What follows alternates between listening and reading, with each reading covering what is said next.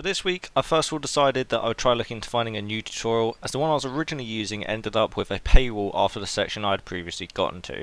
I started to have a look at the raster text series as they seem to go more in depth with explaining each step of the process and also separated out the code into different classes, which made it more understandable and a lot easier to control what was going on.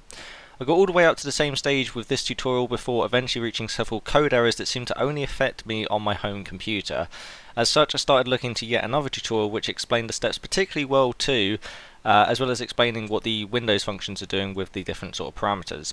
From following this new tutorial, I was able to successfully produce a 3D spinning cube in world space with a texture mapping. I then decided to test out playing around with different texture images. After setting up the 3D cube, I then skipped ahead to a later tutorial and managed to implement user input from the keyboard and mouse, which allows the user to adjust the positioning of the camera freely in the world space. The next step is to begin thinking about how I can go from 3D cubes to making building blocks, and I plan on looking at something to do with grouping the different sets of vertices and extending them to create the shapes before going about the random procedural generation.